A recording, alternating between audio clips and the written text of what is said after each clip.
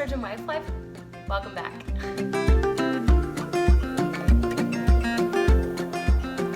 It's kind of crazy, but right now my hobby world and my professional world are kind of colliding, but I think you're gonna find it to be really helpful.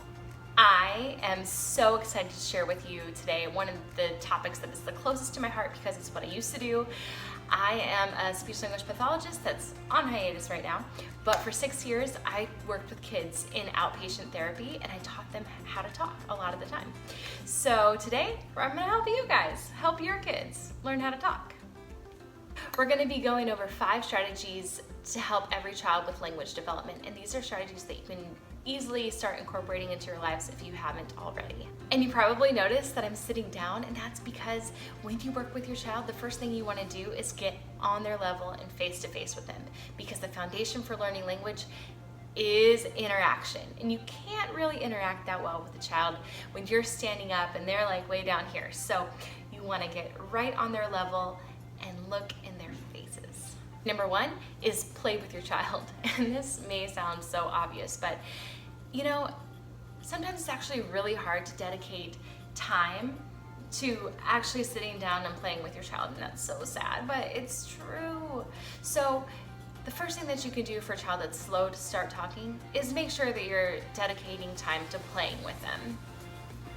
Strategy number 2 is to speak simply. If you're using these big long sentences, your child's gonna have a really hard time determining which part of those sentences is important, which are usually the nouns or the verbs. So when you are talking and playing with your child, you want to use words, and you want to use them over and over again, that really matter. So for example, instead of saying to my child, "Hey, look at that big red car that I just saw driving down the road," if my child isn't using words yet, I'm going to simplify that to 1 or 2 words, and I'm going to say car, or fast car, or look, a car. So I'm going to be emphasizing the word that I really want them to learn. Strategy number 3 is to try to stop asking so many questions and use comments instead when possible. Oh my gosh, I see so many parents that bombard their children with questions. Like, whoa. Oh, do you like giraffe? Did you see that teddy bear? Do you love your sister? Do you like that food? Did you just open that book? Oh, did you see the green one? And I'd be willing to bet that if your child's just learning how to talk, they're probably not answering those questions. So instead, I want to challenge you. Use a comment instead. So if you're asking a question like, "Did you just open the book?" you can instead say, "Open the book." Or even better, just book. The next strategy, number 4, is to give your child what they want, but give it to them one by one or bit by bit. This way, you're increasing the opportunities that they have to communicate by requesting. Now, we definitely don't want to frustrate the child, so make sure that you're giving them a lot of praise and that they're having fun all along the way. If they start getting frustrated, you can back off, maybe come back to it another time. Number 5, and this is a doozy, but limit screen time. I can't tell you the number of times that I've had parents come into the clinic because their child isn't talking, and when I ask them about screen time, their child's getting hours and hours of movies and screen time a day, or they tell me that the child's favorite thing is this thing that they watch on TV all the time. And so that to me is a big red flag, and I hate to say it because it sounds like I'm being judgy, but the truth is that's an easy thing that you can do to really increase the amount of time that a child spends interacting, which will ultimately just help their communication skills. So I'm really hoping that that's one of the first things that a parent evaluates if their child's a little bit slower to communicate. And there they are. I hope you love the 5 strategies. I'm so excited to move on to the next part of the video because I'm actually going to demonstrate how to use these strategies in action. Today I have my 18-month-old here, which is actually 18 months old is a great age to go ahead and start using the strategies. So I'm going to get us positioned face to face and then we'll get started. So we're actually going to be doing the 3 main strategies that are easiest to demonstrate from the 5 that I listed, and those are to speak simply, to use comments instead of questions, and then to give things bit by bit. Okay, so for Speak Simply, I'm just gonna be talking about what's happening using simple words and phrases. So speaking simply is actually pretty simple.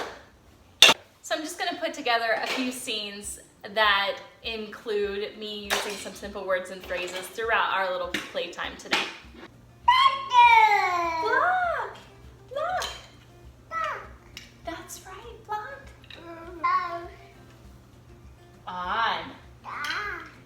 Uh-oh. Uh-oh. Bye-bye, block. Uh-oh. Tiger. Blocks. That's right, blocks. Blocks. Block. You got the block. In. Giraffe. Tiger. Giraffe is in. Out. Out. Hat. Hat. Boo bubbles. Pop, pop. Bubble.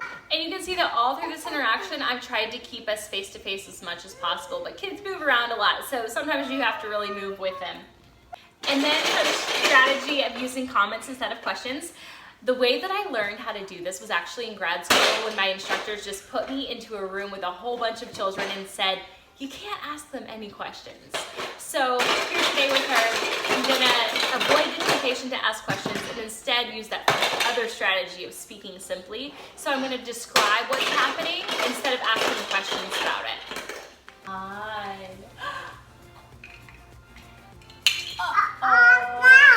Oh no! It fell down! And so right there, some families might be tempted to say something like, did it fall? Where did it go? And instead, you can just find a simple way to describe what's happening instead of asking a question about what's happening. Here are some examples of questions that I could ask but shouldn't ask. Do you love the giraffe? Do you see his ears? What are you doing? Who is that? What does he have on his head? Oh, are you waving bye-bye? Do you have a window? And I just wanted to clarify that earlier, I really wasn't trying to be condescending to families who ask a lot of questions, because honestly, that is something that is a really hard habit to break. And also it's really kind of like intuitive to ask a bunch of questions to try to get a child engaged until families know that there are other strategies that work better to start a conversation with kids at an early developmental communicative level. So to model the strategy of giving things bit by bit or one by one, I'm going to hold on to the blocks because right now she's enjoying putting them in this box. And so I'm just going to hold it up and use the word that I want her to learn or try to say, which is block.